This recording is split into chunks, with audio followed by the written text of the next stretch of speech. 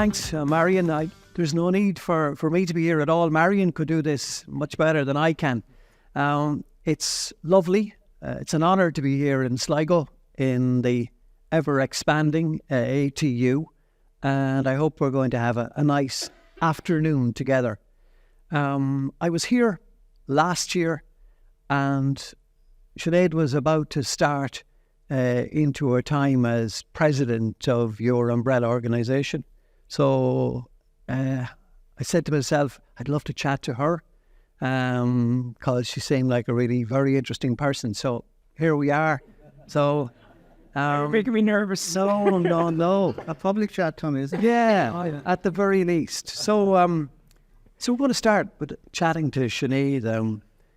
You left secondary school, and your father was in the profession, and on his advice, you went straight into, what was it? Was it a small practice?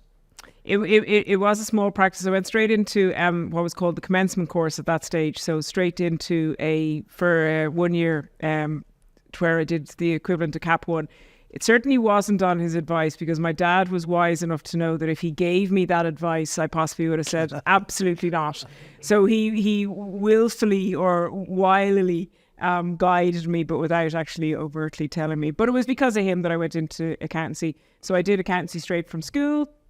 Was in a small firm, Ormsby and Rhodes, and I had the best training ever. I really would endorse a training in a general practitioner environment, because you kind of get to do everything, including AI, artificial insemination, Joe. Absolutely, yeah. Now, not do it, but do the accounting around it. So we'll have a chat to you about that AI too.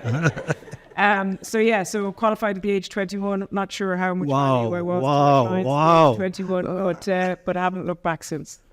So your father was working with Deloitte, was it? Touche at the time, and then merged to Deloitte, yes. Okay, and was he a big influence on your life? You say that he wouldn't have suggested to you do it, but yet you followed in his footsteps in a way.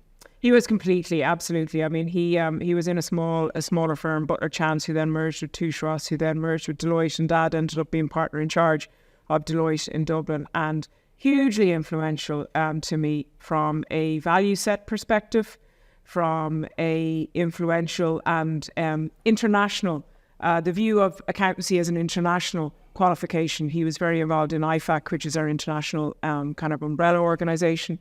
And so that would have had huge influence in me as to coming into the profession, understanding that it was very, very values-based, that ethics would have been a word that Dad used an awful lot, and ethics was the cornerstone of our profession.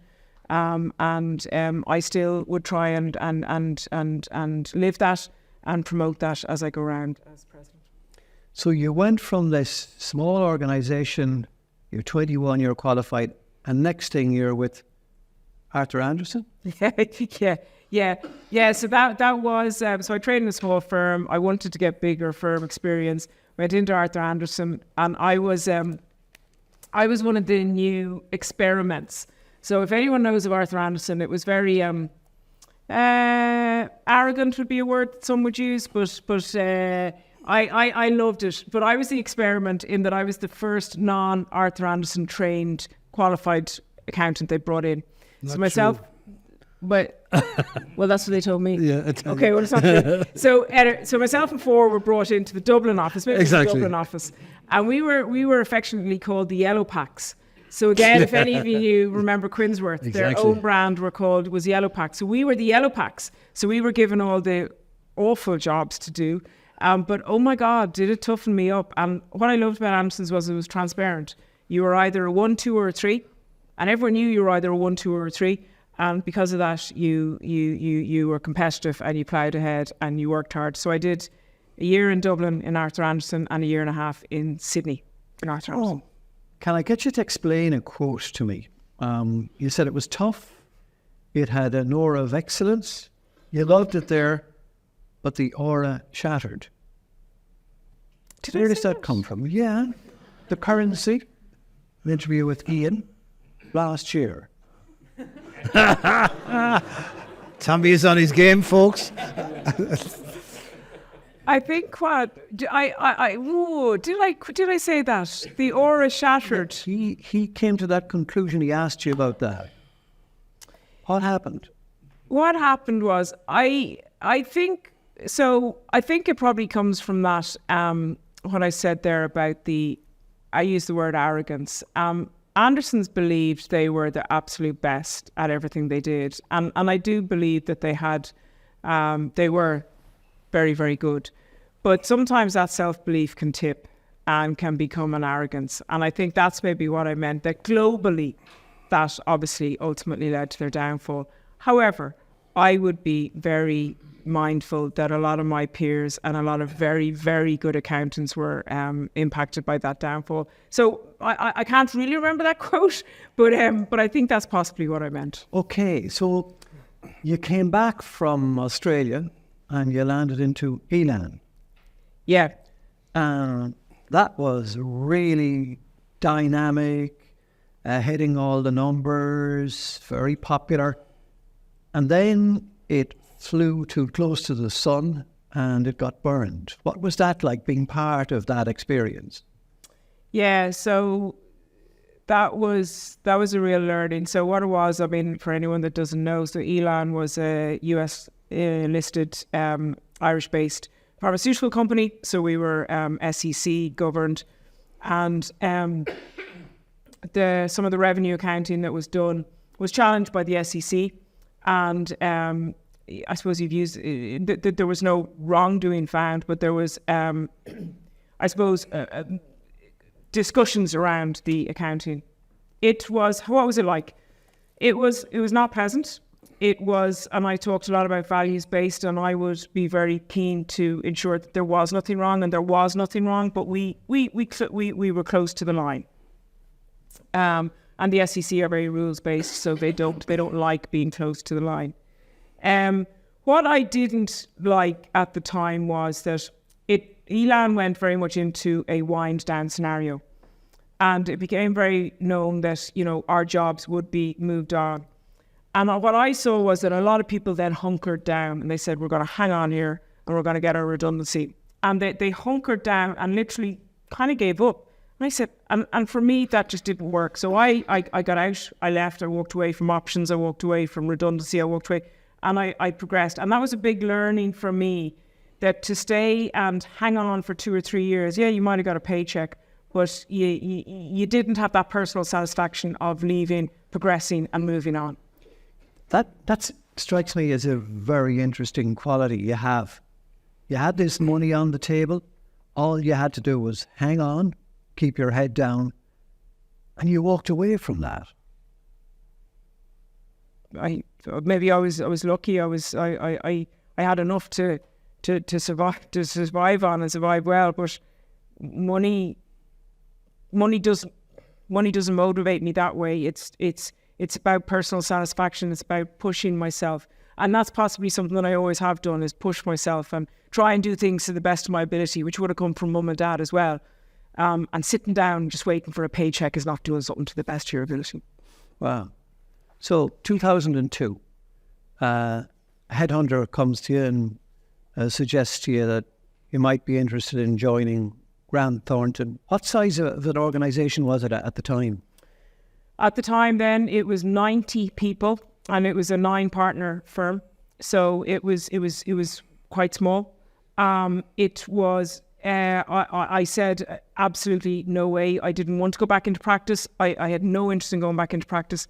And certainly I had no interest in going back into what I considered a small firm at that time, because that wasn't what I wanted. But I went and met the managing partner in any event, and his growth ambition just struck a chord with me. And, he was unapologetic about the ambition that he had for the firm, about where he wanted to be, about where he saw the opportunities in the marketplace.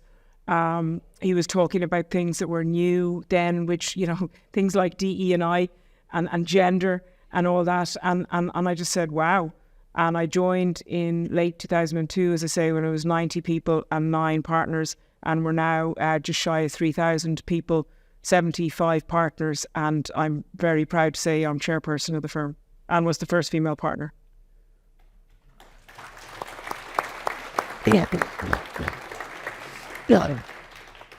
I'm looking around the room here and looking at the gender balance, and you must take note of that. You must see what's happening here.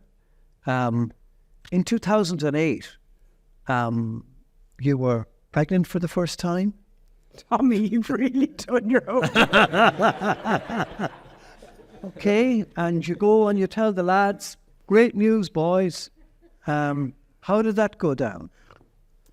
Yeah, it was a difficult time. It didn't go down particularly well, and I say this, and I say this from the bottom of my heart. It didn't come from a place of badness. It came from a place of they just never had to deal with this. Here was a partner who had worked really hard, who was churning out the goods, who was probably more of a lad than the lads themselves. And here was me now saying, okay, I was pregnant, and you know, if there was any chance, could I take maybe 6 weeks off when I had the baby, and that is 6 weeks. That was not 6 months. That is 6 weeks. And they didn't know how to handle it, and I got challenged with things like, well, no, you're a partner first, and you're a mother second, and you know, no, there's no maternity leave in the partnership, so you can't. And that was a really, really difficult time, because I was encountered with comments from people that were my partners that I just didn't know how to deal with. So I dealt with it in the only way that I knew how. I hunkered down, I buckled through it, and I was lucky enough that other people were able to look after my baby at the time, and I worked through it. But I was deeply unhappy and deeply scarred, and it took me a long time to recover from that. And that is why now I will be an advocate for any female or any male who is faced with adversity in work. And you've managed to get to the very top of the tree in Grant Thornton, in this umbrella organisation. You're its president. Have you managed to bring those values about inclusion, the role of women, the role of mothers, the role of people who feel excluded? Have you managed to bring those values through Grant Thornton as it grew? I hope I have. I mean, certainly, like last year, I was really proud that, or 2 years ago, we made 2 female partners whilst they were on maternity leave. So, you know, that's a nice turnaround, isn't it? And, you know, also I think I really believe in DE&I in every aspect, in culture, in gender, in you know, ethnicity, everything. And the more richness that comes with DE&I, and bringing your whole self to work. And I really believe that you need to be able to bring your whole self to work, whatever you look like. And I don't look like a typical accountant, but whatever you look like, or whatever your colour or beliefs are, so long as you come with a value set, and it comes back to that value set piece again, then you should be able to bring your whole self to work. You found a new dimension to the business. You talked about maybe pulling in multinationals, having greater cooperation with US multinationals in particular, and you grew that form of business. So look, from that vantage point, tell me what's happening, because I'm watching the high-tech companies shedding jobs. I'm wondering, have we been through the best phase of FDI in Ireland, or is there more to come? From your strategic position, and we're also talking about the instability in US politics, how do you see that landscape, which is so important for this economy? Yeah, I mean, have we seen the best of it? I hope not. I think we're definitely at a juncture now where we're going to need to work really, really hard to maintain the attractiveness of Ireland as a place for American companies to do business.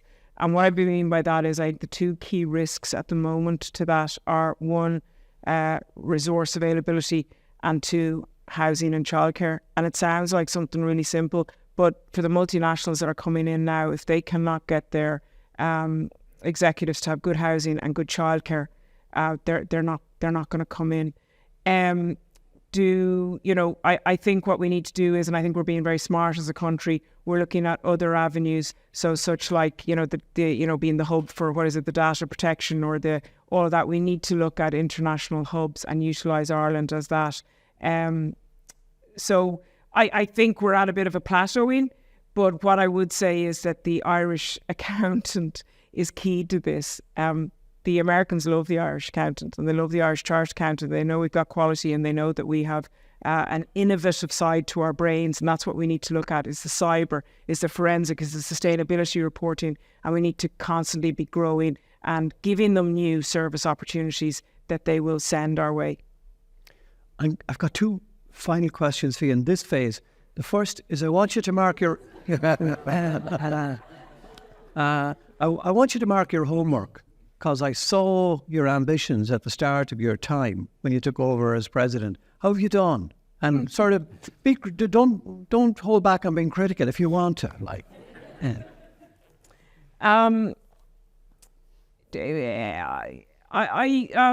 theme was next gen, and I think I've done my best there. I've got around to secondary schools. I've got around to the third level. Look, obviously, what came in a bit left field during my year was the CPA amalgamation.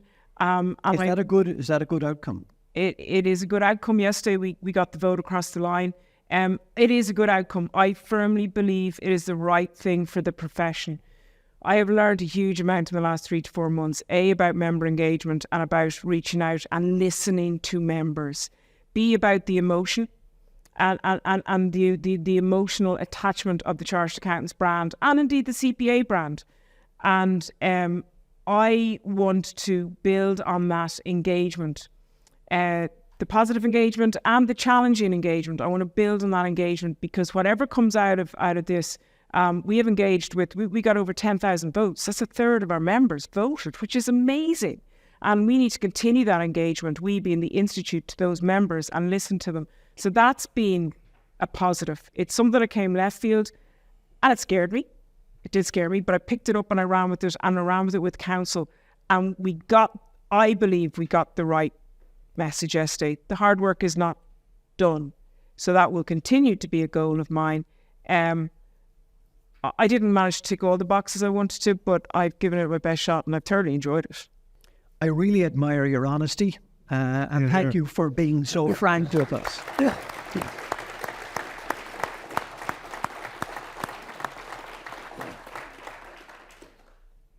So, Joe Gannon, After that, follow that, as they say, Tommie. a founding partner of Gilroy and Gannon in 1971. Where did it all go wrong, Joe? What sort of a life was it? 52 years on. 52, maybe 53, and counting. It has been a fantastic life. Really? Absolutely 100%. It has been a joy. It's been a challenge. It has been exciting. And I wouldn't change it. I was lucky. I had great people, great partner initially in Declan and Gilroy. Great partner since. Great people working with me. I still get a kick when the new guy can come in, the new keep me live and help me on my technical weaknesses. And I love the place anyway, Tommie. I love Sligo, and it was a joy to be founding partner of Gilroy Gannon. And what was it like, Joe, when you started? Just describe it was extraordinary. Just the Sligo IT hadn't even opened. It had just opened when we found it. As somebody said, you said AI. To me, that was going out today, looking at the AI station out the road for the artificial inseminations. We sent Sinead McHugh, a lady, out to look at the Count of Siemens. It was kind of really ridiculous stuff.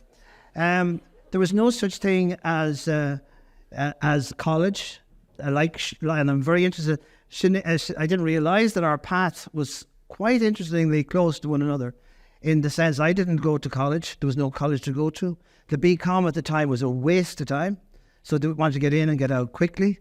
It was all about School of Accountancy and Folks Lynch correspondence courses. no inter-reaction. The only reaction we had was 2 visits a year to the students' gig from the Leinster crowd in Bray and the Ulster crowd in Newcastle, County Down. And I always went there with the feeling, Tommy, and you'd know this right well, that I'm as good as the rest. I'm not, the fact that I'm from Sligo, I'm still as good as the rest, even though they've all high degrees. And I always remember going into a particular meeting in Newcastle, and I said I'd ask a question. And I said, what's the difference between patent and latent ambiguities in a partnership law, please? Nobody could answer it. I thought that was great. I thought that was a win-win situation for Sligo. When I qualified, actually I trained with Declan Gilroy, which was the precursor to Gilroy Gannon. Declan had been with Arthur Anderson down in Caracas, and Arthur Anderson was just opening in Fitzwilton House at that time in 1969. And I joined Arthur Anderson at that time, totally lost. My most important audit was doing Johnny Williams's garage opposite the guards' barracks, and I was sent off on my first mission to do consolidated accounts in Zurich. My father in Geneva. My father thought this was fantastic. Young fellow going off. My son, the accountant. My son, the accountant. Yeah. I hadn't a clue what was going on. I still don't know too much about consolidated accounts, but I was off to Geneva. You know the way students in their late teens, third level students, they go off on J1s. They used to go to England and the States, and they'd have a blast, have a few great months, and maybe come back with a few bob save, but with lots of experience, flower power and all that, great fun. Your generation of accountants never had that, because you went straight in and you were, doing the books, and that was it. Exactly. We went straight in, doing the books, yeah. Did you feel you lost out on that? Well, I always say to my family that I have a chip on my right shoulder because I never got the third level experience that some of them had. So but that's only a joke. I don't regret it at all. But if you say it on a regular basis, I say it regularly. I say it regularly, but it's a bit of a joke. That was an experience I did actually lose out on, but I don't regret it. But I was just thinking, you asked me about back in 1970, 71, like there was things such as a telex machine and a fax machine. Declan Gilroy and myself went to Manchester in the early 70s to look at a computer. Burroughs had a workshop over in Manchester. We went over to Manchester to look at a computer, and then we brought the computer and we didn't know how to get it into the room. I remember as a student, as a Sligo student, I never saw a computer, and I met this guy that was in the British and Irish Steam Packaging Company in Dublin, an ex-Sligo guy, and he said they have a computer there. So we did a trip to Dublin to see the computer. It was as big as this room, so things have changed. But you stayed here, really. This was your base. Okay, you had the trip to Zurich, but were you ever tempted to up sticks and move away permanently? Oh, I very much was at one stage. I actually asked Arthur Anderson, I joined Arthur Anderson, as I said. I asked Arthur Anderson, would they transfer me abroad somewhere? I wanted to get some sort of a knowledge. And a very interesting thing, just goes to show you how sensitive I was at the time. My father has been a dying man for years and years and years. And I took out a life policy on myself that if I was in South America, I could come back for his funeral. This is the kind of seriousness that went on in my mind at the time. But Arthur Anderson, as Sinead has just said, they had us well and truly measured. And when I went to get a transfer, Frank Barrett, whom I was trying to court his daughter, which is another story altogether, Frank Barrett said to me, "Joe, we've news for you. We don't think you're going to make a partnership in Arthur Anderson." And that was the exit door left. And I remember then going down to try. I wanted to join Udaros in the Gaeltacht at the time because I had this burning ambition for small to medium-sized companies and see them growing. And that didn't work out. And then Declan Gilroy rang me in 1971, and he said he's in trouble. Why was he in trouble? Because he was asked by the AIB to do a receivership I was 25 years of age. I said, I'll do it. And I'll come back. Knew nothing about it. And the receivership was in Sligo. Robert Roulette maybe remembers some of these things. The receivership was the Innisfree Potteries, Tommy. Eddie McDermott Road, just a Sligo name. And I remember going down to take, I knew nothing about it. And then it's a pottery, it was a factory. They were making china ware and that sort of stuff. And a great friend, very friendly with me, Joe Hopkins afterwards, from Morrissey's was down. And there was a very, very big number of people coming to buy the killings. As this is going to be very interesting. But I didn't realise, young and all as I was, that each one of the potential purchasers got together and said, I'll buy that kiln, and I'll do it on that one, and I'll bid on that one. And the whole thing was a semi-disaster. Right. So I learned how to put a tender together very quickly for the next liquidation. And very interesting, Tommy, this one came up very shortly afterwards in Sligo as well, a company called Frigero Optics down in Finnisglen, which was owned by the Sweeney family. And it went into liquidation. And there was no such thing as redundancy or anything at that time. So the workers were very, very unhappy. And they started nicking some stuff from the place. And I met with the senior steward there, and I said, look, this has to stop. And he said, well, we won't stop it because we don't know if we're going to get paid at the weekend for the weeks. So I said, oh, believe me, you will. We said, sorry, Joe, we don't really believe you. I said, Seamus Finn is out there, bring him in. And I did a statement in front of Seamus Finn from the Sligo champion to say that I would pay them that weekend. Unfortunately, that weekend was bloody Sunday weekend, and the whole town closed down on the Friday that I was supposed to play the boys. And fortunately, a gentleman, manager of the Ulster Bank, I contacted him. It was closed. And he brought me in behind closed doors. We got the cash. People were paid. Property was restored. And everybody was relatively happy. Wow. What a story. Yeah. Yeah. Joe, how has your own business changed? How has Gilroy and Gannon changed from, say, 52, 53 years ago to now, numbers-wise and responsibilities-wise?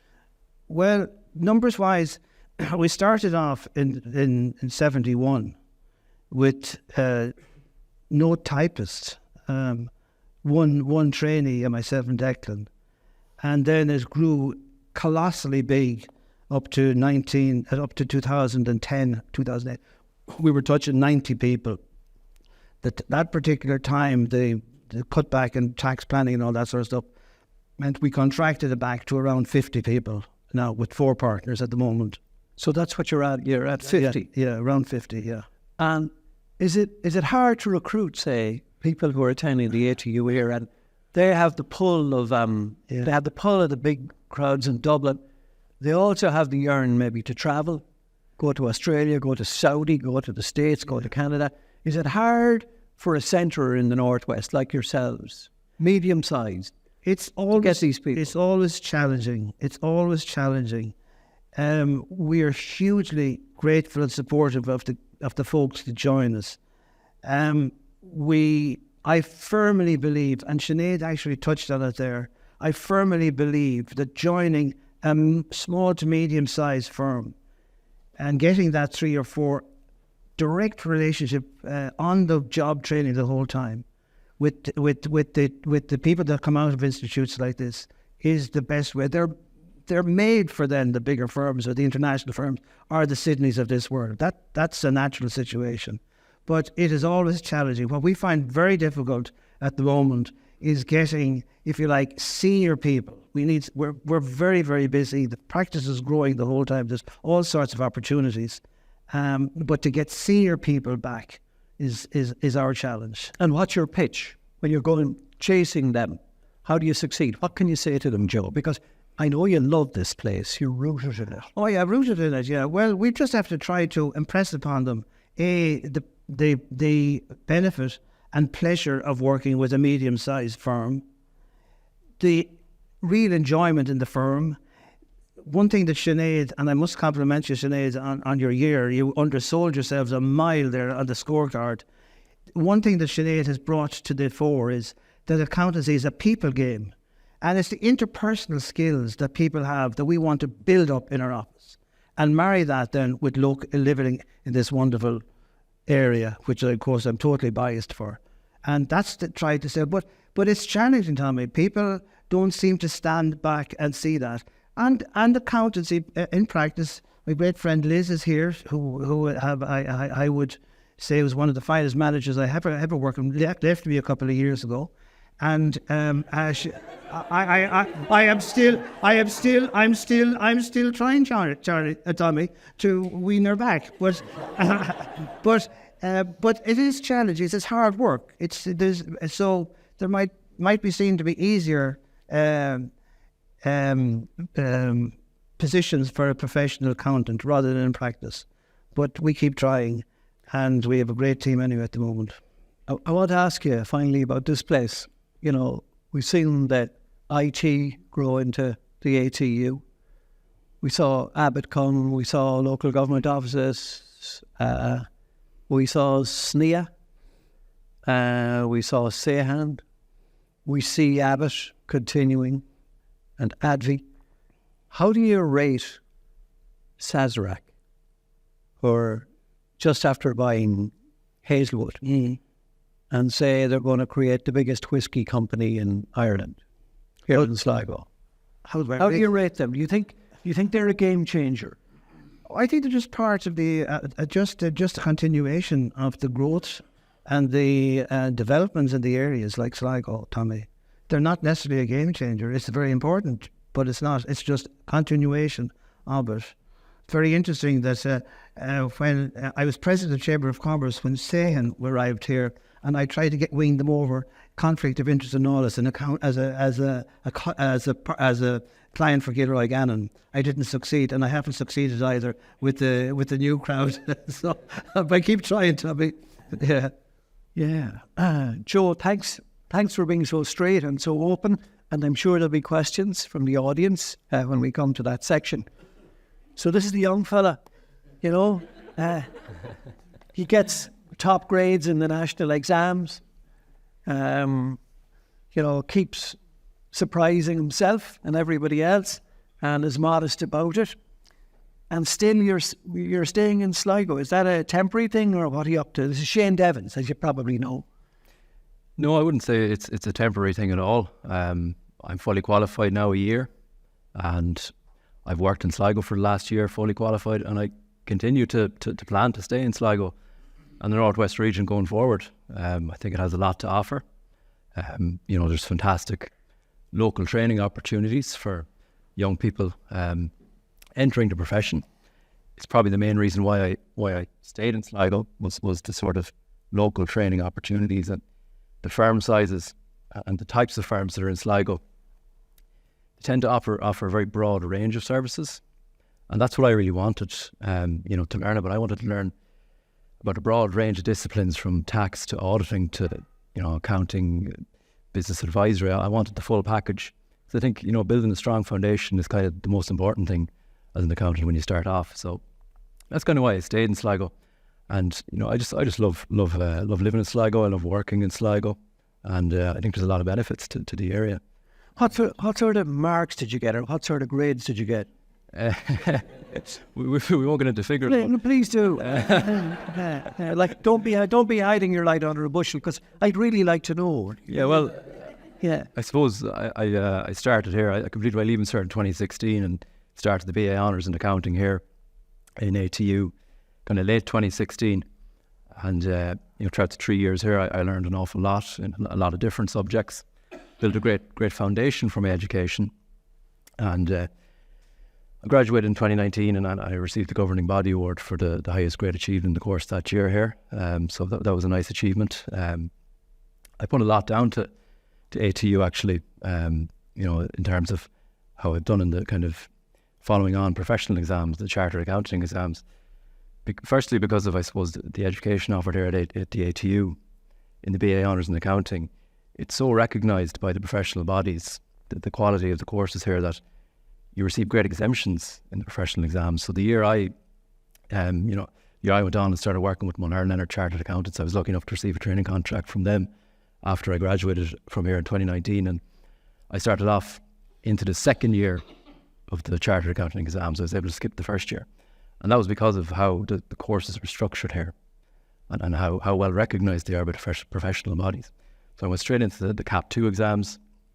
I started those in late 2019, so everything was normal, face-to-face lectures, written exams and that kind of thing, and that very quickly changed after Christmas that year, early 2020. I don't need to remind you what happened then. We couldn't see each other, anymore, only over a screen. So that was definitely a challenge. Everything gone online. I'd only ever done face-to-face lectures. All my learning, school, college, everything was face-to-face, written. So, moving to that online sort of world for the CAP 2 exams in 2020 was a challenge, but it ended up being, there was positives you could take from that, in the sense that I didn't have to commute to lectures. I was previous to that, I had to go to Galway, every second weekend to study, but that all changed. It all went online, so made for a better work-life balance and studying and that kind of thing. And completed my CAP 2 exams all online in 2020. Went on then to do the FEE exams in 2021, which are the final admitting exams to Chartered Accountants Ireland. So completed those in summer 21. So at that point then I was sort of exam qualified, and I just had to continue on the remainder of my training contract for another year and a half to become fully qualified. And in that time, after completing the FEs, my firm gave me the opportunity to kind of specialise in tax, because I kind of had an interest in tax. So in fairness to them, they put me through the Chartered Tax Consultancy exams, which are separate qualification. So I completed those sort of over 2022, 2023, and I became qualified Chartered Tax Consultant last year, and I was honoured to receive the highest grade achieved in the country in the Chartered Tax Consultancy final exams. So what sort of,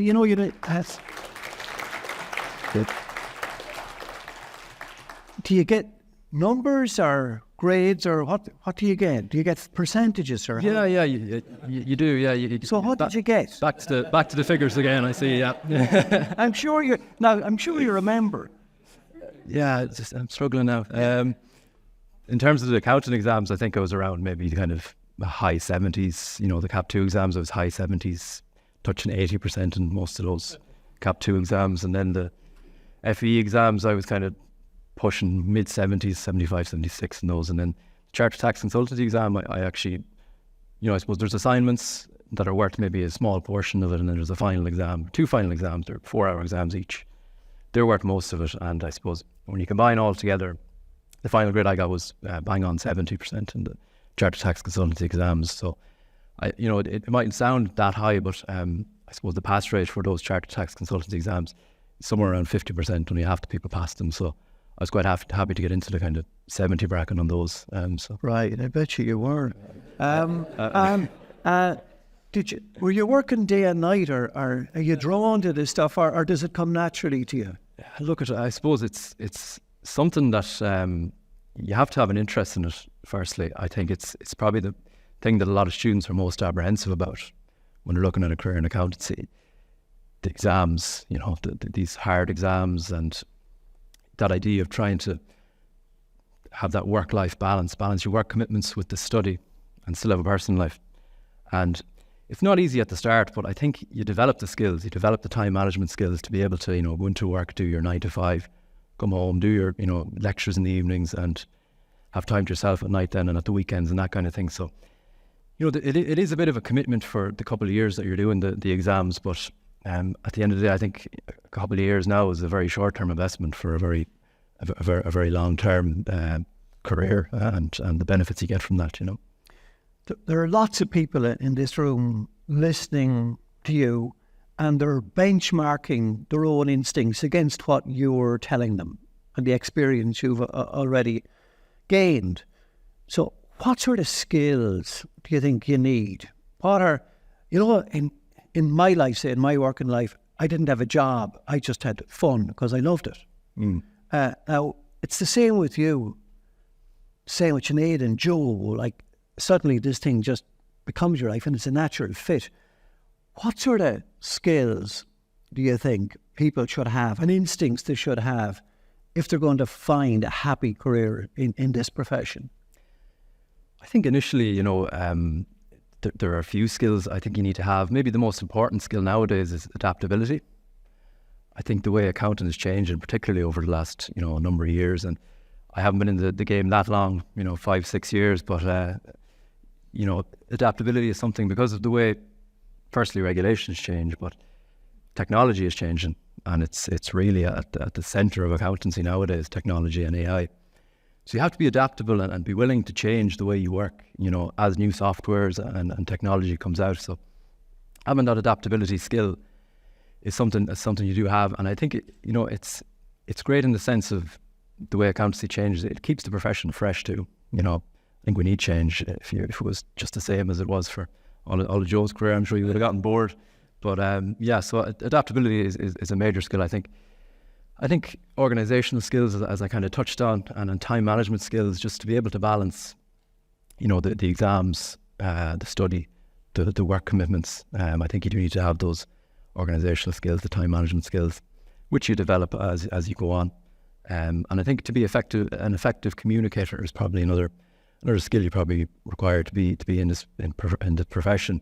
And again, that's something you sort of gain as you train. I think when you come into the profession, you mightn't be as confident in dealing with people or dealing with clients, but as you go on, you get used to dealing with people. You work on teams, and you get better and better. And I think the communication skills are important because firstly, you have to communicate with your colleagues and senior management, but as well as that, you're dealing with clients, and you might be dealing with a complex matter or trying to tell them why they have X amount of tax to pay, and nobody likes to pay tax. So you have to explain to them why it's arising, but you have to try and do it in layman's terms sometimes because not everybody is qualified in tax. So having those communication skills to get your point across, I think, is another thing that's important to be an accountant nowadays. You have first-hand experience of what's happening on the ground. So I trust you with this question.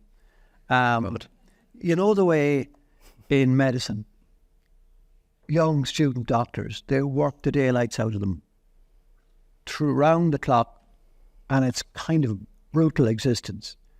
You see it with some of the big consultancy firms in Dublin, how the young ones are farmed out, making multiples of their own salary to build up the profits of the organisation. Is accountancy a bit like that, or is it more civilised? I think it's more civilised, I'm going to say. Next question. Explain to me. Explain. Look, I suppose you were at the young end. You were in there. You're starting your career. You're seeing it. So tell us what it's like. So I suppose you start off. You're a trainee. You're not going to be, I suppose, earning a huge salary initially because you don't really know what you're doing. I suppose you have to learn. But the other side of that too is that the firm is kind of believing in you.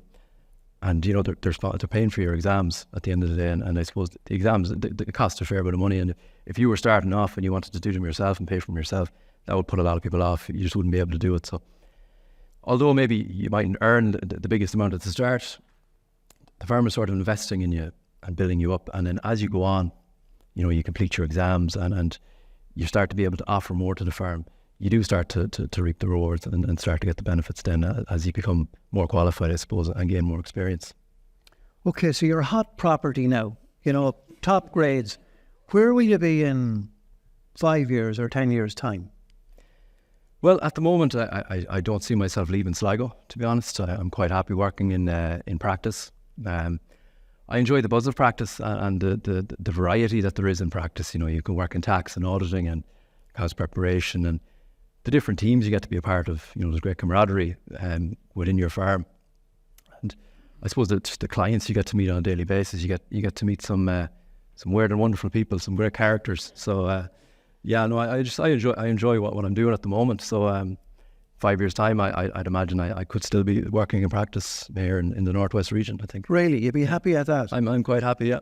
And you have no ambition to go to Australia? Look, I do like going around travelling, but maybe not long term. I go away for a few weeks at a time, like anybody, on holidays. But in terms of working, I enjoy this area, and I enjoy this country and this region. And there's great benefits of this region, like kind of work-life balance in this part of the country is quite good. Lower commute times. You're not sitting in traffic for an hour. I couldn't do that. And just the local amenities, the beauty of the area. I don't see myself moving away long term from the area, no. Sinead, in her presidency, made a point of developing the mobility of Irish accountants. It was one of the things she was interested in. Can you see that among your colleagues, that your skills now are transferable? Definitely, yeah. And I think that's touching back on the local training in a local sized training firm. You get such a broad range of skills, and those do become transferable. Like, you see accountants nowadays when they become qualified in every sector of the community, be that, banking, public sector, private practice, not-for-profit organisations. Whatever you want to do, you can transfer your skills to that area and find a job that, I suppose, indulges your interests. And I think that's probably one of the reasons why I decided to do accountancy, was that you had those transferable skills and that you could move into the area that you liked the most and that you had the most interest in, I think. Your generation, it's gone past us. Joe is confined to the artificial insemination era. I worked with fellas who used to use Tipex on their computers. So in your case, you're going to be subjected to the challenges of artificial intelligence. Do you think that's going to wipe out swathes of well-paid work in your profession? Or is the profession going to be able to ride that wave and harness the power of AI? Look, I think AI, as it's come in, it's had a disruptive impact across a lot of professions, not just accounting, but it has impacted accountancy and auditing and the whole area equally as much as the other professions. It's really coming into the profession now. And I think, in terms of making accountants redundant, I certainly don't think that's the truth. I think it's that the role of the accountant is going to change. I think when you look at, how AI can be used in the profession, you can automate repetitive tasks now, like data entry, saving you so much time. There's natural language processing now, which, you can scan in an unstructured text document into a computer, and the AI can pick up the figures off that and put it into your accounting software, saving you so much time. You don't have to manually enter in the figures anymore and enter in dates and details and all that kind of thing. So the time-saving capabilities of AI are something that I think accountants need to harness and sort of, just embrace the change in AI, as it's going to basically change the way accountants work, I think. So it's important that accountants are willing to accept that change, because I think, going forward, the kind of more tech-savvy accountant will probably be in higher demand than maybe one that doesn't want to make the change. I think they could maybe be left behind if they don't make that change. Sinead, I have a final question for you. I was here last year when Donard Gaynor was the guest. He's now the chair of Glanbia, and he was remembering the times when he came here as one of the first students. I think Dermot Finan was in charge of the department at the time. Maybe Con Power was the president. There were guys like Maurice Mead and John O'Leary among the first wave of lecturers here. Is it good, this place? Is it on the ball? How effective is it in delivering the needs, the educational demands of, say, people who want to get on in the profession? I think I suppose I can really firstly stand behind it, because I've been through the system here, starting in 2019, as I said previously. Again, such a broad range of learning in so many different subjects, and as I think I touched on earlier on, I found when I went on to do the professional exams, even though I had entered at the second level of the professional exams, I had still seen a lot of it. The stuff that we were learning in the professional exams second year, I'd seen a lot of it here already in ATU, which made it an awful lot easier. So I think that shows how well courses are designed here, and how they have, your future, in the back of their mind when they're Is there one improvement you'd like to make in it? Anything that strikes you? I don't necessarily think so. I think the biggest improvement that could have been made has been made, that ATU has gotten the university status now. Previously it didn't have that, but now the fact it does have the university status, the sky is the limit. I think it's going to make it even more attractive to people, not only from the Northwest region, to study here, all across the country and internationally too, because I believe there are actually international students that study here as well. So. Well done, Shane. 70 we're great. Yeah.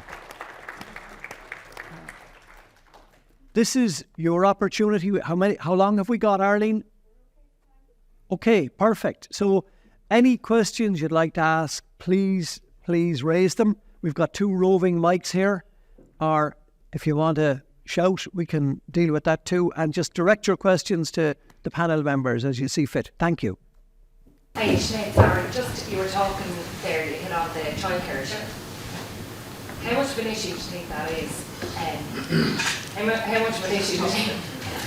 How much of an issue do you think that is for women, especially in this profession? Like, do you see like a lot of women kind of tend to leave because obviously there's still a lot of firms that don't do that.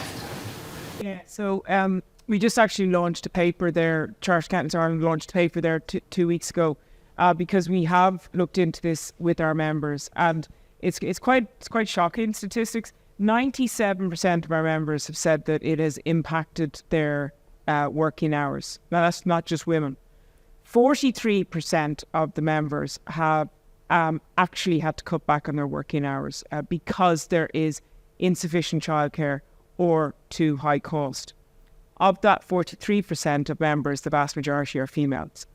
It is not a female issue. It is a societal issue that has now become a business issue. However, it is impacting females the most for whatever reason. That combined with the research we've done that mid-career females are the most tightly squeezed cohort in the profession are showing that that's where the pressure is coming. So what can we do about it? We can give out, we can bitch and moan, or we can try and give solutions. We've given some recommendations to the government as to what they might be able to do for the childcare sector, because we do think that is a very squeezed sector, and it needs more funding and it needs more, more investment.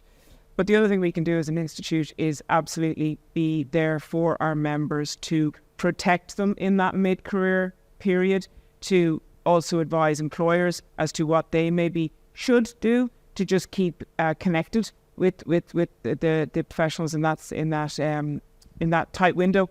So then when they're ready to step back in, be they females or males, they're able to step back in. So I think it's a huge issue, but it's one that we are bringing rightly to the forefront. Joe, have you any views about that impossible juggling that women have to carry out in the workplace and the guilt that comes along with it because they take the primary responsibility so often?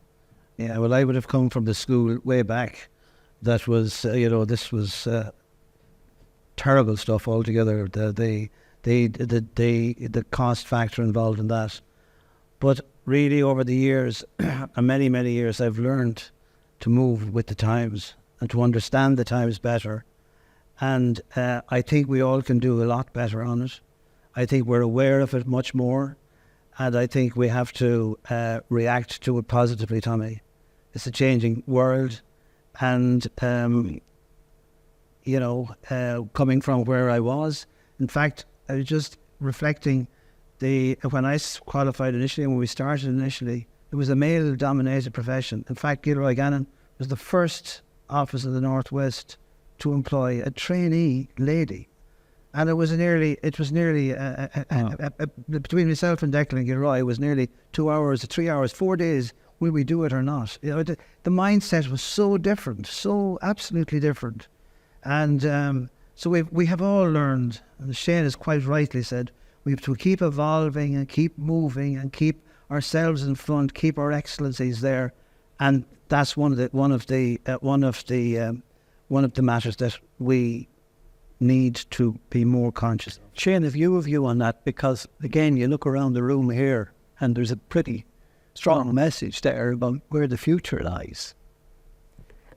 I suppose, having only been in the profession for a few years, the whole idea of the profession not being diverse is kind of more alien to me. I've got colleagues and classmates, of all genders and from different backgrounds. So it's, I suppose it's not something I've kind of seen as much firsthand. But I actually read a stat there recently, some article I was reading, and I think it was 50 years ago, there was only 20 female members of Chartered Accountants Ireland, which is a crazy stat. But I was there. You were there, yeah. It was a great time. I joke. Sinead, I joke. Can you sense the improvement, Sinead? Is consciousness improving? Oh, hugely, hugely. I mean, I think the strides we've made even in the last 10 years have been phenomenal, because people are, as you say, more conscious of it. They're more conscious of addressing it. They're more conscious of rhetoric. They're more conscious of the need. There's now the need to have a diverse company, because stakeholders are calling for it, investors are calling for it. So I think we've made huge progress. Interestingly, one of those 20 females, I suspect, was Margaret Downs, who was the first female president back in 1984, and was at the annual dinner in January. She's now in her 90s, and she is still rocking it, isn't she? She certainly is, and she was the reason why I joined the council. She inveigled me to put my name forward to go on council when she was president back in 84. I met her there a few weeks ago at the annual dinner, and she said, "Well, Gannon, what did you do for Christmas?" And I said, "Well, we went A, B, and C." "I spent 3 weeks fishing in Argentina, old boy. What's wrong with you?" I think she's the mother of Richard Downs, broadcaster. Is she? So, yeah. Any more questions? I guess you wrote that the heard very fascinating backstories going back. Robert. I'm back in that sort of area as well. But just looking to the future, what do you see as the three of you, as the major challenges facing the profession for the future? Well, I see it straight away is that it has to keep evolving, and it has to keep relevant, and it has to keep standards at the highest level. Once we keep our standards, our competency, and our standards and our integrity, then we will ride every storm. There'll be challenges, but we'll ride it and we'll get out the other side. Leadership qualities from the Institute is very important, and I would compliment Sinead and her team very much for what they've done today. They had 200 second-year kids in talking about the profession. And we've got to get the image of accountancy opened as well. It drives me ballistic when I hear bean crunchers or some name like that. It's an exciting, challenging, evocative game nearly, if you enjoy it. If you don't like it, don't come into it. But if you like it, it's really, really interesting. We have to keep working on it, Robert, I believe. There's changes coming down the road all of the time, and we've just to keep in front of them, and we will. Sinead? Yeah, I mean, it's very similar. I mean, I see the key issue is just being the attractiveness of the profession, and it's about ensuring that we remain relevant. So it's all the things Joe said. I think if I get a bit more granular, I think I worry about auditing, if I'm honest, because I think the ability to attract people into the auditing profession at the moment is getting quite difficult, and we need to be really, really careful of that. I don't necessarily know the answer to that one, but I do think that, and I think the landscape around us is changing dramatically and very quickly, and we need to be alert to that. So the rise of the PE firms coming in and all that, we need to be really alert to that. So it's that adaptability and the attractiveness of the profession, which I think is just crucial at the moment. Shane? Yeah, I think the biggest challenge going forward really is to have that acceptance that the profession is changing, and to be willing to embrace the changes that are coming, particularly with technology, because I think that's the biggest change, and probably the hardest for some people to make that transition to utilise AI in processes that they wouldn't have previously. And people tend to get stuck in their ways, don't like change, but I think that's possibly the biggest challenge to try and accept that change is coming down the road with technology, and embracing it and working alongside it. Sinead, when you go around the country talent spotting, or when somebody approaches you and says, what sort of skills do you think a young person would need to have a happy as well as a successful career in this profession? How would you answer that? I think the first thing is absolute communication skills and relationship building skills. I think that is so critically important to any accountant and any member of a profession. I think that's the first thing. And I think the second thing is resilience. It's having the resilience to deal with change, to deal with adaptation, and to embrace that. So they're the key things. So it's not about numbers, it's not about academics, it's about personality, relationship, and ability to be resilient and flex. How much of your life nowadays is spent in this kind of front of house activity? Because you've obviously fine-tuned those communication skills big time. You know, you're not... But unless I've been interviewed by you. No, seriously, how much is that side taking over your, as say, the brand leader of your own organisation as well? Yeah, do you know what? It's really funny. I was only reflecting on this the other day. I look at my life in cycles of about 7 years.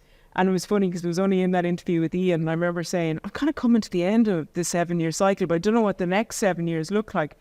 It's interesting because my new CEO in Grant Thornton, he has pulled me out of client work now. So I have no client portfolio now. I've had to give it away, and I've had to give it to directors who, it'll be their platform to be a partner, and I'm delighted about that.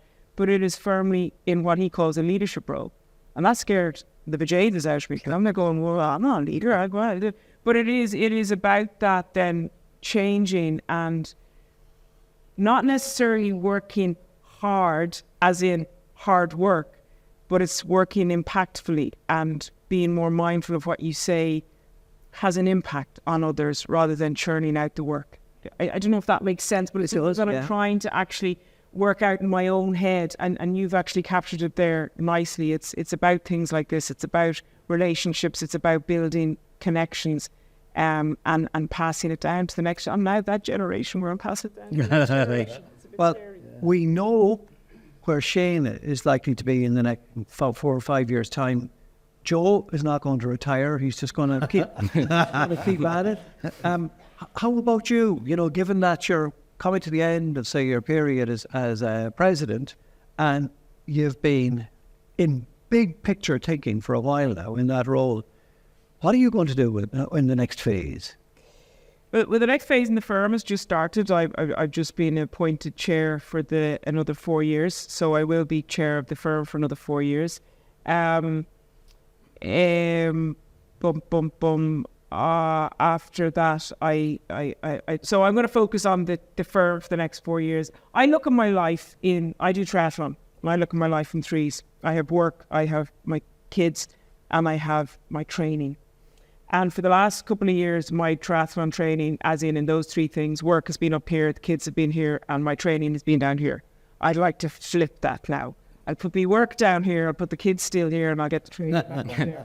So I'll get another Ironman out. Okay, and you know the two daughters, is it? Yes. Are they going to, you know, how are they shaping up? Are they heading towards this window as well, this gap? Yeah, the 15-year-old is doing her mocks at the moment, junior cycle. She came home with a twinkle in her eye about 2 years ago, and she said, I did my first trial balance, Mum. I love it. So I think she might end up in the profession. My 13-year-old will either end up in jail or running the country. I'm not sure which. She sounds like her mother. Yeah. Right? Any other questions? Final question? Lovely. One over here. Thank you. I just have a question to add on to Sinead's commentary there on skills, and looking at it from a industry perspective, we look at developing self-empowered teams and problem-solving skills. And reality, we need people that are with empathy, with emotional intelligence, and with active listening. I suppose, how do we develop them skills? I suppose within curricula as well as within the business environment. Okay. Anybody? Okay. Shane. I think it comes through. Sorry, I do think it comes through actually the importance of training rather than education, and I do think we need to look at maybe what our training contract looks like and for how long it is and all the rest. But I do firmly believe that it comes down to that kind of apprenticeship model that people need to learn from face to face and osmosis. I think it's the only way. There's one last piece of housekeeping. The vote that took place, how important was that, and how did the three of did you have a vote on it, Joe? Well, I certainly did. I'm not going to ask you how you voted, but you might want to tell us. Did you Well, I didn't vote no, so it's like the RTE, Tommy. Okay. No, I supported it from. It's very interesting. I supported it big time, in fact. And going back even when I was president myself, it was talked about at that particular time. Now, it didn't progress, but I could see the benefit in it. There's short-term downers in it a little bit, but I could certainly see the benefit long-term. And I voted yes for it. But I really think that we have a job of work to do going forward. I mean, this is the first jump, and we've got to get over Beechers the next time, Tommy. And I hope we do. In what sense? Explain that. Well, the vote that, and I really have to compliment the role that Sinead and her team took on it, and engaged with all of us at different levels. The vote yesterday was just a simple majority. It now goes on, and there's negotiations obviously ongoing, but it goes to changing of rule situation. And changing of rule situation in May or June or whenever it is, Sinead, requires a 2/3 majority. And what's the downside? Why might people be against it? The one reason people will be against it, and I say this with respect, is that they feel that the CPA is not as highly qualified as the church. Sinead? Can I comment on that? I don't even think it's that. I think we spent our whole careers being told we had a stronger qualification, and now we're basically told that they're much the same. I think that's where it comes from. I'm on the fence. I'll be honest, I wouldn't know. I thought long and hard about it. I can see the benefits. I think the benefits are probably better for the CPA than the charging members, to be honest.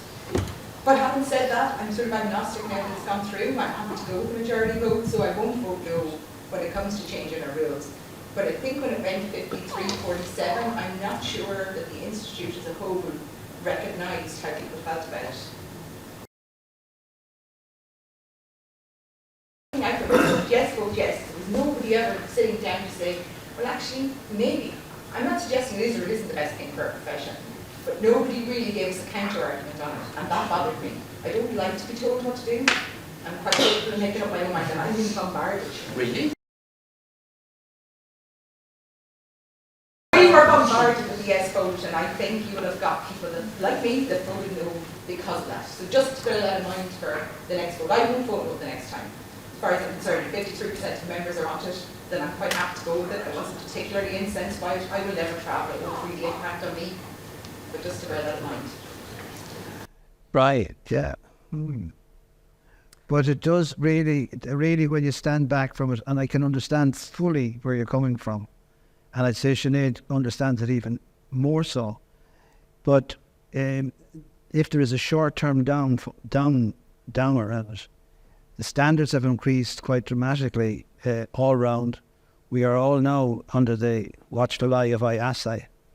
And also, I remember even my own day when we would go to meet people, like ministers or executives, that we were always confronted with one body, two bodies, three bodies. And there is, to me, a unifying approach would be a huge help, recognising that there is a little bit of humble pie for us to eat for a while. And I say that with respect, because, in fact, during the year I was involved in the presidency, we chartered accountants nominated CPAs for IFAC to join IFAC, because I got to know the senior people a little bit better. I've lost touch now, obviously, completely.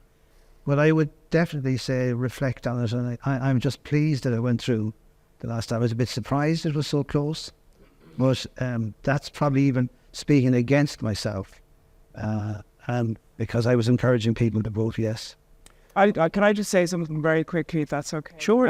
I wasn't surprised that it was close, because I knew how emotive it was, and I knew how precious people hold the Chartered Accountants name and the CPA name. So I wasn't surprised. To me, though, it is about the we more than the me. And what I mean by that is that I think we need to do this for the profession, because everything around us is changing. Everything around us is changing. And to the attractiveness of the profession piece that Robert mentioned there, we need to adapt. And it's not just adaptation for adapting's sake. It's for the good of the profession. It's if we didn't do this, another member body would do this. And then where are we? Then we're not necessarily the leaders anymore. And I don't mean that by not being the biggest, but I mean by being the leaders. We have led in this now as the profession, and we have led in consolidating this and acknowledging that there is the need to unify and to Joe's point that maybe there's short-term pain. I mean, I think that the regulator has ensured that in the last 20 years we are of the same standard. That's not going to get away from the emotion of we are better than the others. So I think it's more for me, it's the we argument rather than the me argument. And the final thing I'll say is I know that that's only hurdle one. And, I will keep going. I will keep going to try and do it for the best of the profession, as will Barry and the others in Officer Group. And I will keep listening to the members as well, because that is critically important. And thank you, Katia. Can I throw in my own pitch just to finish it off? In my own work, especially dealing with tortuous situations up north, what often struck me was the power of generosity. That it is, if you're in a position of strength, being generous is such a transformative experience. I have been watching examples of it in recent times. And most people were struck by the notion of Michelle O'Neill and Emma Little Pengelly sitting into a car together and going down to John Bruton's funeral. And that, for me, was a repeat of what I saw, say, with Martin McGuinness and Ian Paisley. And I suppose one of the most difficult examples I saw of it, and I think of it when I see Arlene, because I think of the other Arlene. Arlene Foster, who had the shortest fuse and could get on her high horse so easily. But one of her most difficult decisions was after McGuinness had played a role in putting her out of government. And she was bunched. But when McGuinness died, she went to his funeral. She crossed the Glenshane Pass and she drove down into a nationalist area and she went to his funeral. And she always said afterwards that she felt a kind of a lift from doing that. So maybe those kind of principles, seeing as you have this position of strength yourselves, maybe they might be an asset in the ongoing evolution of your trade, into your profession. Brilliant. On that note, thanks for being such a fantastic audience. I love coming into a room where I see people as young or younger than my own children. And a majority of the audience are in that situation. Good luck with your careers. Thank you for the honour of being here to have a role in this discussion. And long may you run. And best of luck in the next phase. Well done.